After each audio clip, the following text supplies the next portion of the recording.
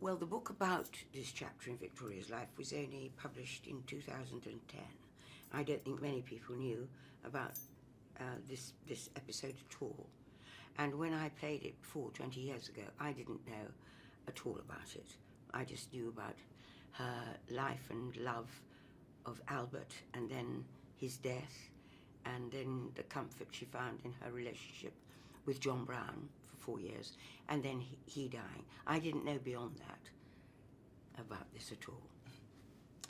This portrayal of Queen Victoria shows her to be inquisitive, passionate, and even a little rebellious, which is not the conventional picture.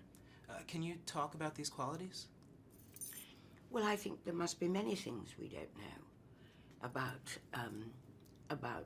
somebody very much in the public eye. We presume things about them, and we presume a lot of things about Queen Victoria. You know, she's got all those huge statues about her looking very regal, and we know that famous line, "We are not amused," and we know that she had the 9 children, that she didn't get to really have much relationship with any of them, and she had so many grandchildren, great-grandchildren. But I think the attraction of this whole episode of her life was to see that there was a very, very strong, beating, passionate heart in her, and somebody who needed to be amused and taken out of herself and intrigued and entertained by someone else. It just happened that this young man arrived at her jubilee. And how was it working with Ali? It was wonderful, just wonderful. We just met prior to filming, and we just found we got on very well indeed.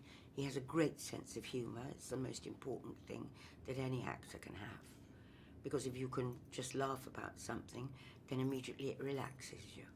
And he has a great sense of humour, and also he's extremely beautiful. And you think, oh yes, well I can quite understand that you want to make a bit of an effort, speak to this young man and have him laugh and exchange views and find out about him and learn from him.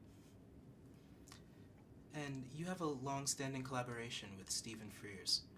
Why do you like working with him? Well, if I say we speak the same language, it would not be quite correct, because he doesn't speak very much. He's very, very monosyllabic, Stephen. But after a while of working with him, you kind of know the language, you understand it.